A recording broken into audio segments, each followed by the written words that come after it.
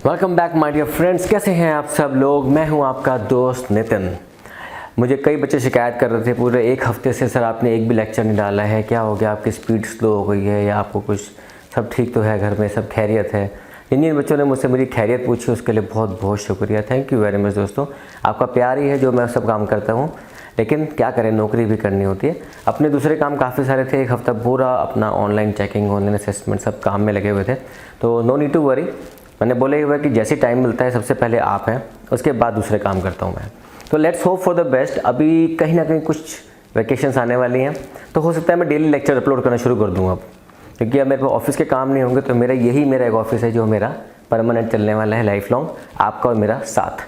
तो दोस्तों सिर्फ इतना गुजारिश करूँगा कि चैनल को शेयर करते रहना। इस समय सिचुएशन हमें नहीं पता कितनी अच्छी है, कितनी ख़राब हो रही है, कितनी और ख़राब होगी, हमें नहीं पता। Only we can pray for the best. अपने अपने सब भगवान से, खुदा से, गॉड से, जिससे भी प्रार्थना करनी है सब करते रहो, और बस ये करो कि ये जो हमारा जो कोरोना वायरस आया हुआ है ये निकले, जल्दी हटे, बस ये सिर्फ भगवान के हाथ में फ़िलहाल तो। एनीवेज़ हम लोग डिस्कस कर रहे हैं स्टैटिस्टिक्स।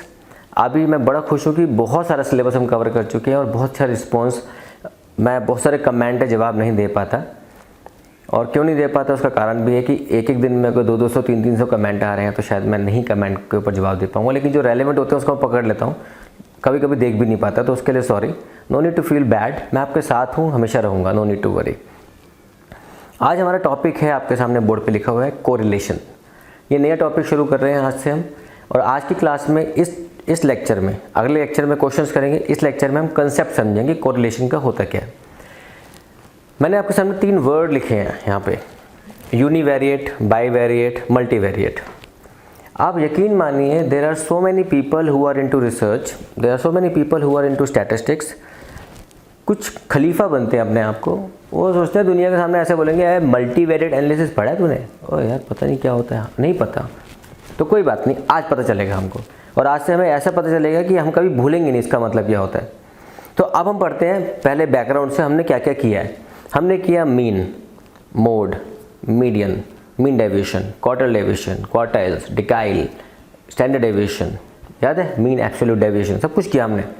इन सब में एक चीज़ कॉमन थी, इन सब के अंदर एक ही वेरिएबल होता था, या तो हम किसी की एज की बात करते थे, या हम किसी के मार्क्स की बात करते थे, या हम किसी की इनकम की बात करते थे, या हम किसी के प्रोडक्शन की बात करते थे। सिर्फ एक वेरिएबल, जहाँ कहीं भी अगर आप सिर्फ एक वेरिएबल को डिस्कस करते हैं तो उसको हम बोलते हैं यूनी।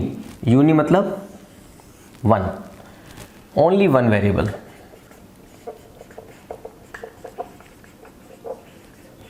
तो आपने वन वेरिएबल डिस्कशन के लिए क्या क्या पढ़ा आपने? आप लोगों ने पढ़ा मीन, आप लोगों ने पढ़ा मीडियन, आप लोगों ने पढ़ा मोड, आप लोगों ने पढ़ा मीन एब्सोल्यूट डेविएशन, आपने पढ़ा स्टैंडर्ड डेविएशन, आपने पढ़ा रेंज एंड सो ऑन। जब तक जहाँ तक आपने अब तक कहानी पढ़ी है, ये सब आपने पढ़ी है यूनिवेरिएट, मतलब एक वेरिएबल का डिस्कशन किया, इससे ज़्यादा का डिस्कशन आपने नहीं किया। ये इसलिए समझा रहा हूँ आज की क्लास में, आपको बहुत इंपॉर्टेंट है ये, क्योंकि कई स्टूडेंट्स हमारे ना लाइफ लॉन्ग स्टैटिस्टिक्स पढ़ते रहते हैं, लेकिन हमें ये नहीं पता होता मल्टीवेरिएट एनालिसिस का मीनिंग क्या होता है, बाईवेरिएट का मतलब क्या होता है, यूनिवेरिएट का मतलब क्या होता है। और as a teacher it is my duty, आपको समझना नहीं समझना आपके हाथ में है। सिर्फ क्वेश्चन के रट्टे मारने, वो तो फॉर्मूला तो मैं सिखाऊं या कोई सिखाएगा, एक ही बात है। तो समझना, बाईवेरिएट ना यूनिवेरिएट मतलब जहाँ पे आप सिर्फ एक ही वेरिएबल को डिस्कशन करते हो, तो वो x होगा, तो उसकी x की वैल्यू दे रखी है, आपने उसको सॉल्व कर लिया अलग अलग तरीके से, बस दैट इज़ अ यूनिवेरिएट। एक वेरिएबल डिस्कशन किया, और अब तक की जितनी डिस्कशन हमने करी है कोरिलेशन से पहले, ये सब यूनिवेरिएट के ऊपर थी। नंबर 2 आता है बाईवेरिएट। बाई का मतलब क्या होता है? 2। जहां कहीं भी हम 2 वेरिएबल का रिलेशन डिस्कशन करते हैं, 2 वेरिएबल्स, मोर मत लिखना इसको गलती से, 2 variables only.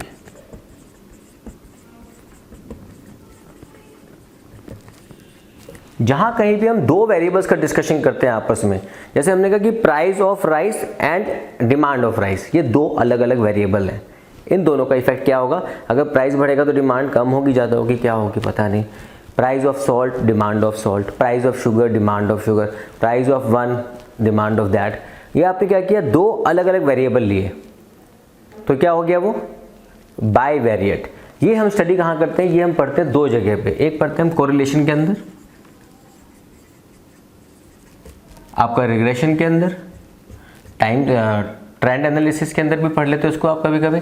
So many factors are there जहाँ पे हम इसको हम टू वेरिएबल, जहाँ कहीं भी हम दो वेरिएबल को डिस्कशन करेंगे रिलेशनशिप आपस में, वहाँ हम पढ़ेंगे हम बाई वेरिएट। तो सर ये मल्टीवेरिएट क्या है? अभी तक आपको क्लियर हो गया होगा मतलब कुछ ना कुछ। अब मल्टीवेरिएट क्या है? आप यकीन मानिए आज से करीबन 7-8 साल पहले एक प्रोफेसर आए हमारे कॉलेज के अंदर और उन्होंने ना एक क्लास ली, variate multivariate analysis through this. मैंने क्वेश्चन पूछ लिया मल्टीवेरिएट का मतलब क्या होता है? Oh that you will understand, what is the meaning of what you will understand? I was expecting a simple answer. Simple answer क्या होता है? मल्टीवेरिएट का मतलब क्या होता है? जहाँ कहीं भी हम दो से ज़्यादा वेरिएबल्स का रिलेशन आपस में स्टैब्लिश करते हैं, जहाँ कहीं भी हम दो से ज़्यादा वेरिएबल्स का रिलेशन आपस में स्टैब्लिश करते हैं, दैट बिकम्स मल्टीवेरिएट एनालिसिस। और आज के ज़माने की डिमांड है वो कैसे?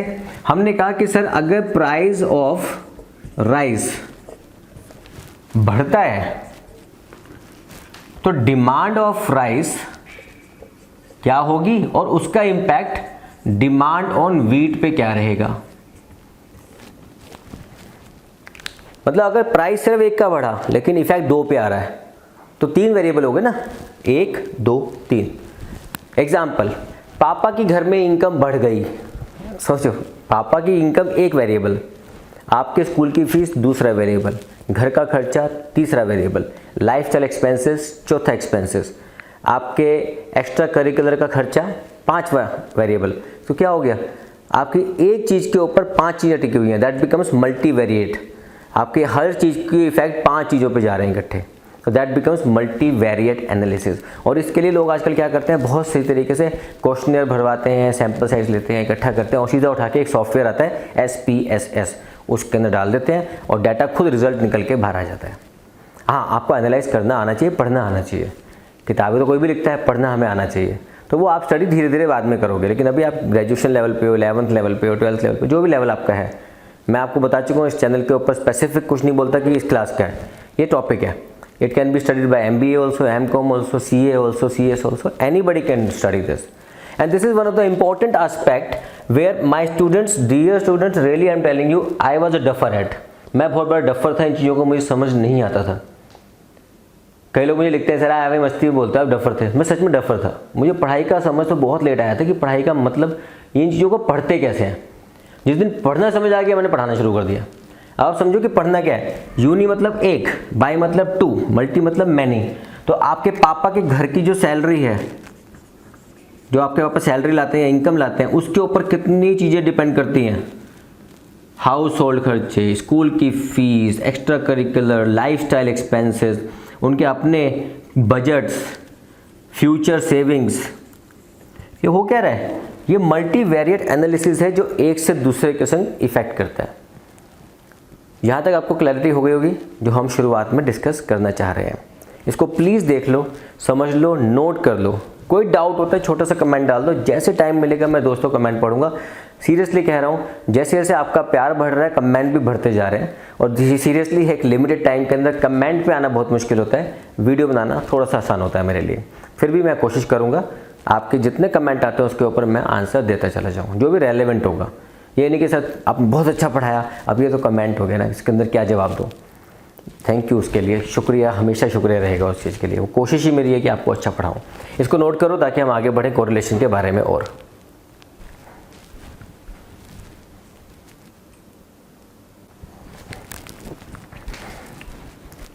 दोस्तों आगे बढ़ते हैं, अब कहानी हम शुरू करते हैं। सर कोरिलेशन होता क्या है? कोरिलेशन देखो, अगर स्टैटिस्टिक्स से बुक में पढ़ोगे ना तो बहुत लंबी लंबी लैंग्वेज है। जैसे लैंग्वेज पढ़ता हूँ एक आपके सामने। If 2 or more quantities vary in sympathy so that movement in one tend to be accompanied by corresponding movement in others, then they are said to be correlated. अब ये लैंग्वेज तो मेरे को तो इंग्लिश कभी कमज़ोर है मेरी, ठीक है, चलो कोई बात नहीं, या थी कभी बहुत थी।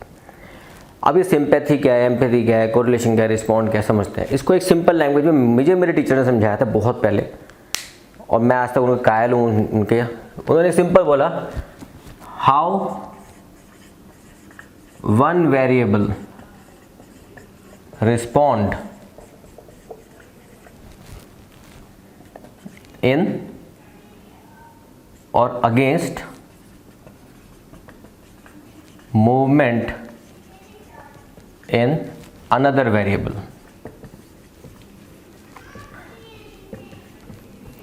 मतलब एक वेरिएबल दूसरे की मूवमेंट के कारण क्या रिस्पॉन्ड करेगा। अब रिस्पॉन्ड क्या है, आप लोगों ने बचपन में कुछ खेला होगा जिसका नाम था, पैरों में खेलते थे हम, टैप करना, याद है, टिप टॉप टिप टॉप। एक ने बढ़ाया टिप, दूसरे ने बढ़ाया टॉप, दूसरे ने बढ़ाया टिप, दूसरे ने, फिर कभी कभी करते करते ना एक लास्ट में आकर लोग आधा पैर कर लेते थे, आधा पैर, याद है, tip top tip top tip.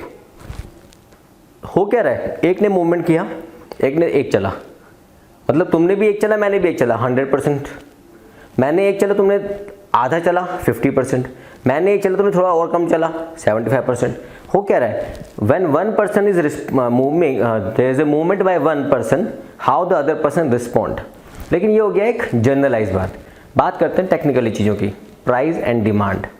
अगर आज आपकी किसी चीज़ की प्राइजेस बढ़ते हैं तो अमूमन हम क्या कहते हैं, उसकी डिमांड कम हो जाती है, लेकिन कितनी। अगर हमारे बच्चों ने पढ़ा हुआ है इलास्टिसिटी ऑफ डिमांड, अगर आप 12th कर चुके हैं तो आपने पढ़ लिया होगा, नहीं पढ़ा है तो प्लीज़ मेरी बातों को इग्नोर कर देना। अभी आपको सिर्फ इतना पढ़ना है कि एक वेरिएबल दूसरे के अगेंस्ट में कैसे रिस्पॉन्ड करेगा। अब इसके अंदर रिस्पॉन्स का मीनिंग क्या होता है। अब कोरिलेशन की एक खासियत क्या होती है, that correlation can be denoted with R also and it can be denoted with R also. ये क्या बोल रहा हूँ, R and R, small R and capital R, दोनों में क्या होता है हम बाद में पढ़ेंगे, आज की क्लास में नहीं पढ़ना। ये स्पीयरमैन का होता है, ये सॉरी ये कार्ल पियर्सन का होता है, ये स्पीयरमैन का होता है, ये बाद में हम पढ़ेंगे। इट कैन नेवर एक्सीड 1, मतलब correlation will always be between -1 and 1। आपको पता नहीं कि एक्स एक्सिस के ऊपर ये -1 से 1 के बीच में रहेगा। सर ये क्या लॉजिक हुआ, आप सर लॉजिक ये होता है, अमिताभ बच्चन का डुप्लीकेट तो मिल सकता है लेकिन अमिताभ बच्चन दूसरा नहीं मिल सकता। अब अमिताभ बच्चन का डुप्लीकेट जो होगा वो कुछ परसेंटेज तक ही डुप्लीकेट होगा ना, 80% डुप्लीकेट, 90% डुप्लीकेट। कई मूवी में शाहरुख खान का डुप्लीकेट आता है तो डुप्लीकेट 100% होता है, शाहरुख खान बन जाएगा ना, वो तो उसके लेवल तक नहीं पहुंच पाएगा। अब या तो आप 100% मेरे जैसे हो सकते हो, या आप मेरे जैसे 100% नहीं हो सकते, या आप कुछ परसेंट मेरे जैसे हो सकते हो, या कुछ परसेंट मेरे जैसे नहीं हो सकते। This is the directional game, it is nothing related to up और down, it is only about not increase decrease, it is about direction. It can never exceed from -1 to 1, इसके बीच में ही रहेगा हमेशा। मतलब अगर आपका आंसर निकालते टाइम वैल्यू आ गई 1.2, समझ लो आपने गलती कर दी है, कुछ ना कुछ गलती अपने एग्जामिनेशन पेपर में। तो -1 से 1 के बीच में ही रहेगा, चाहे वो 0.98 रहे, 0.75, चाहे -0.98 रहे, कुछ भी रहे, लेकिन वो -1 से 1 के बीच में रहेगा।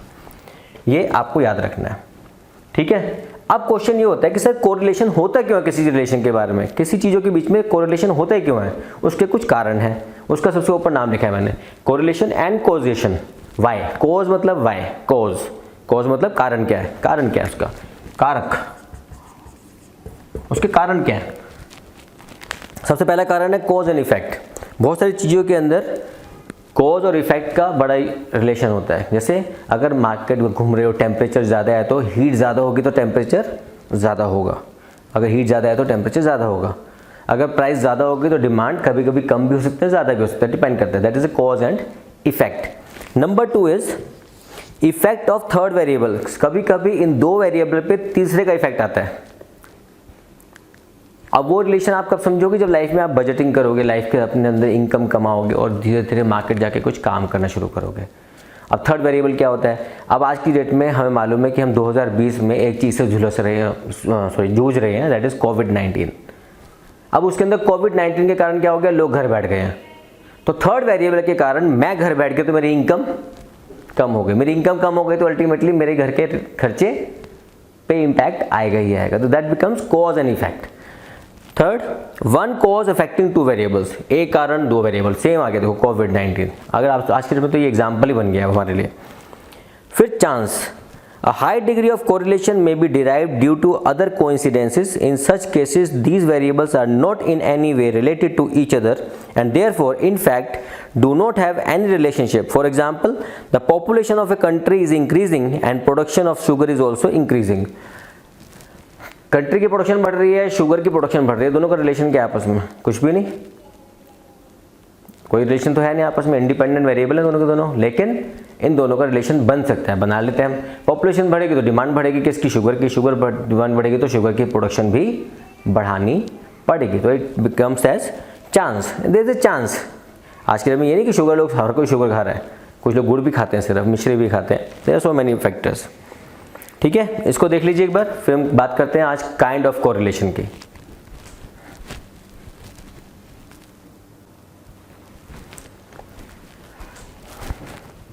दोस्तों बात करते हैं हम टाइप्स ऑफ कोरिलेशन की। अब कोरिलेशन के भी ना बहुत सारे पैरामीटर्स होते हैं, बहुत सारे तरीके होते हैं निकालने के। आप सोच रहे होंगे कि सर आज की क्लास इतनी ज़्यादा लंबी क्यों पढ़ा रही थ्योरी की आप आज? दोस्तों बाकी सारे कॉन्सेप्ट ना कहीं हम बड़ा इजीली ले सकते हैं, कोई दिक्कत नहीं। Mean, mode, median, multi, single variation के ऊपर, वेरिएबल के ऊपर है।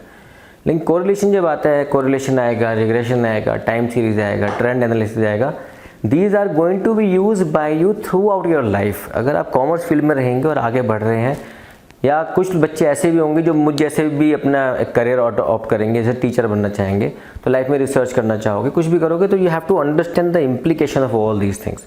इसलिए थ्योरी थोड़ी सी चाहे बोरिंग लग रही हो, लेकिन समझ लेना। हमारे पास काइंड ऑफ कोरिलेशन में सबसे पहले आता है पॉजिटिव कोरिलेशन, नेगेटिव कोरिलेशन। देखो एक सिंपल सी बात है, अगर एक बढ़ रहा है दूसरा बढ़ रहा है तो पॉजिटिव, एक बढ़ रहा है दूसरा घट रहा है तो नेगेटिव। सिंपल।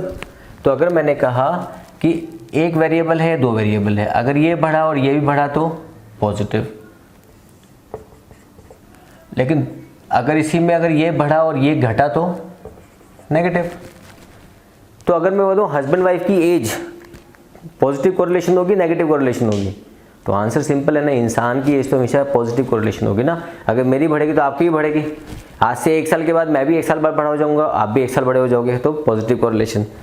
लेकिन अगर मैं बोलता हूँ price of any commodity and demand, it can go negative also. अब कुछ के एग्जाम्पल इसके दिखे आपको दे रखे हैं बुक्स के अंदर ही। जैसे पॉजिटिव में क्या क्या आता है? Age of husband and wife, price of commodity and amount of supply, supply not demand. Normally क्या होता है, जब हमारी प्राइस बढ़ते हैं ना चीज़ों के, तो कंपनी उसको और सप्लाई करती है क्योंकि उनको प्रॉफिट ज़्यादा बढ़ता है। तो सप्लाई और प्राइस पॉजिटिवली कोरिलेटेड होते हैं। Increase in rainfall up to a point and production of rice, अगर एक प्रोडक्शन बढ़ी और राइस भी बढ़ेगा, प्रोडक्शन बढ़ेगा। Increase in heat effect temperature, increase in cost of advertisement and sales. ये माना जाता है, अभी आज के डेट में कितने से चाहिए मुझे नहीं पता, जितना एडवर्टीजमेंट पे आप खर्चा करते हैं उतना अवेयरनेस बढ़ती है, उतनी सेल बढ़ती है मार्केट के अंदर। नेगेटिव कोरिलेशन में क्या क्या आता है कि एक बढ़ा दूसरा घट गया, या एक घटा दूसरा बढ़ गया, ऐसे इनवर्स रिलेशनशिप बोलते हैं इसको हम बोलते हैं इनवर्स रिलेशन, उल्टा। डिमांड ऑफ कमोडिटी में go down as a result of price rise, अगर राइस बढ़ गया तो प्राइस बढ़ गया, sorry. Increase in the number of television set and number of cinema goers, जितने ज़्यादा लोग सिनेमा देखने जाएंगे तो डेफिनेटली उतने ही कम लोग टीवी देखने आएंगे, of course. Sale of woollen garments and day temperature, then yield of crop and price of the crop. ये आपको क्लियरिटी हो जाएगी, एक में पॉजिटिव रिलेशन कैसे देखना है और नेगेटिव रिलेशन कैसे देखते हैं। सेकंड आता है लीनियर, और एक होता है कर्वी लीनियर। इसको समझने के लिए देखो सिंपल सा फंडा होता है, एक आपका प्राइस इंक्रीज हुआ 50%, तो आपकी जो डिमांड डिक्रीज हुई वो भी 50% हुई, तो परसेंटेज कितनी है? 50-50। तो लीनियर, सेम प्रपोर्शन, इसको ऐसे लिखते हैं हम, लीनियर को लिखते हैं हम यूनिफॉर्म प्रपोर्शन इज लीनियर। जब ग्राफ बनाते हो ना तो उसका ग्राफ ऐसे बनता है सीधा एक। हमने कहा कि प्राइस जो बढ़ा वो बढ़ा 60%, तो जो सप्लाई बढ़ी ना, पॉजिटिव कोरिलेशन, सप्लाई जो बढ़ी वो भी 60% बढ़ गई। अरे वाह! तो क्या हुआ, जो बढ़ा या घटा लेकिन रिलेशनशिप एक जैसा, दैट बिकम्स लीनियर। लेकिन अगर इसी को मैं चेंज कर दूं डाटा को, कि इंक्रीज हुआ 60% लेकिन डिक्रीज हुआ 40%, तो ये लीनियर नहीं हुआ। इंक्रीज हुआ 60% और इंक्रीज हुआ 50%, तो ये एक जैसा नहीं हुआ, कुछ डिफरेंस हो गया, तो इट बिकम्स कर्वी लीनियर। तो ये कर्व बन जाता है। Rather than going like this, it might go like this, it might go like this, it might go like this, but it will not come like straight line. ठीक है, तो आपकी जब बुक्स में आप पढ़ेंगे तो आपको समझ आएगा इसका मतलब क्या होता है। बहुत अच्छे से समझना है इस चीज़ को। देयर इज नथिंग लाइक पता नहीं क्या कर रहे हैं। Third, simple and multiple and partial correlation. Simple का मतलब क्या होता है, जब हमारे पास एक ही वेरिएबल है, दो वेरिएबल है, when only two variables are studied it is called simple correlation. एक ही दो वेरिएबल, प्राइस, डिमांड। मल्टीपल का मतलब एक के साथ तीन, जो हमने पहले पढ़ा मल्टीवेरिएट, वही। और पार्शियल कोरिलेशन मतलब होता है एक वेरिएबल का दूसरे पे कुछ इम्पैक्ट है, 100% नहीं है, सारा इम्पैक्ट नहीं आ रहा। तो ये कहता है पार्शियल के लिए क्या लिखता है, पढ़ता हूँ आपके सामने में यहाँ। Multiple partial correlation is a study of relationship of more than two variables influencing each other, effect of other influencing variable being kept constant. हमने कहा कि उसके इम्पैक्ट को, प्राइस को तो आप सेम रख दो कांस्टेंट, इसको आप बढ़ाओ मत, लेकिन अब डिमांड की या सप्लाई की जो चेंजेस हैं वो आप देखो कितना बढ़ रहा है, कितना कम हो रहा है। आपको ये चेक करना है सिर्फ, कीप इट कांस्टेंट, लेकिन दूसरे को स्टडी करते चले जाओ। That becomes partial correlation. ये तीन पार्ट क्लियर है, पॉजिटिव, लीनियर एंड सिंपल। एक छोटा सा पार्ट और कराऊंगा, उसके बाद आज की क्लास खत्म होती है।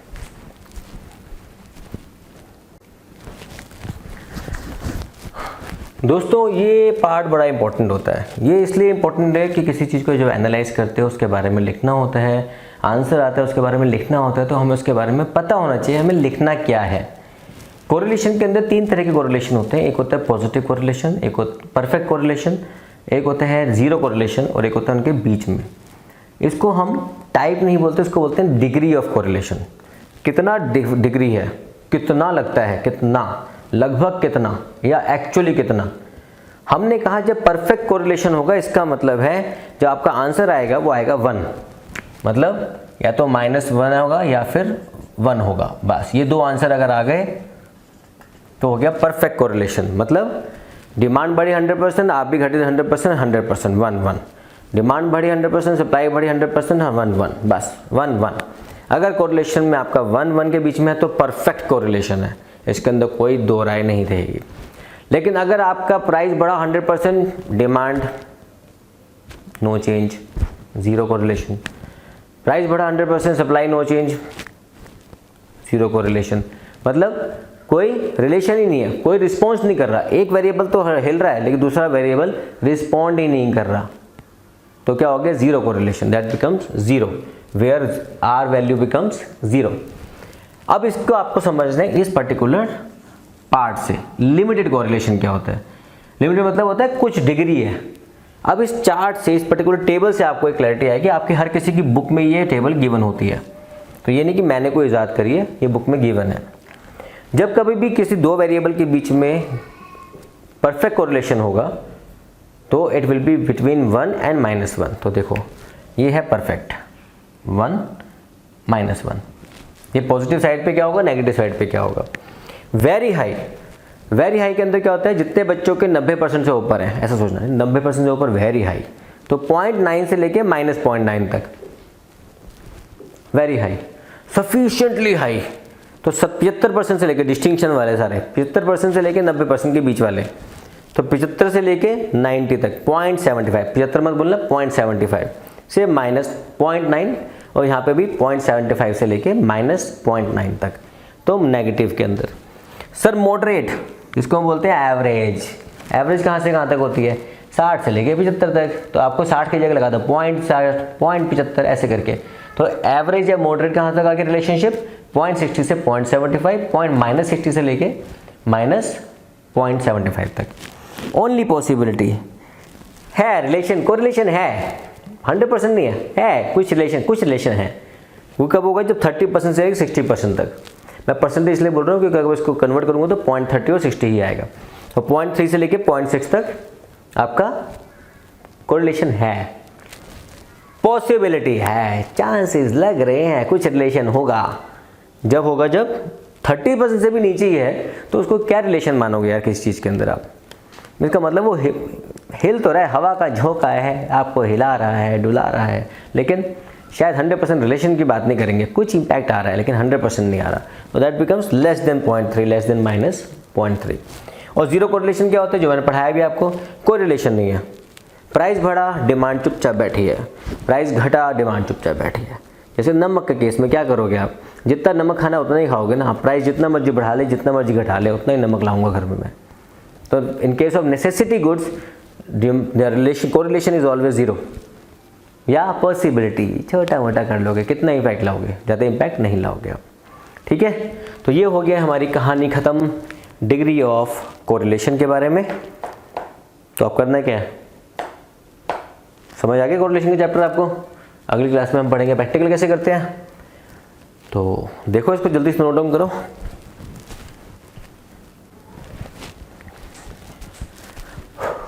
तो आज की क्लास ख़त्म यहाँ तक। मुझे पता है थ्योरी पढ़ने में थोड़ा सा बोरिंग कभी कभी होता है, लेकिन कोई बड़ी बात नहीं है। आखिर तक इस चैप्टर को आपने पढ़ा है, उसके लिए बहुत बहुत थैंक यू। ये मेरे लिए नहीं, आप ही की नॉलेज को बढ़ाने की कोशिश कर रहा हूँ मैं।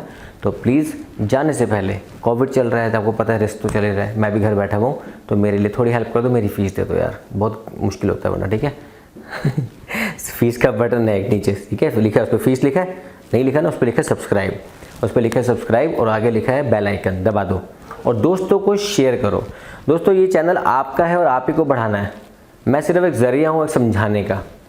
तो प्लीज़ आपको मेरी हेल्प करनी पड़ेगी ताकि मैं आपकी हेल्प और करता चला जाऊँ जब तक ये चैनल चलता रहेगा। तो प्लीज़ पे माई fees regularly, subscribe the channel, press the bell icon, share among your friends. Thank you very much and take care of yourself. This is all for you. Thank you very much. God bless you. Bye bye.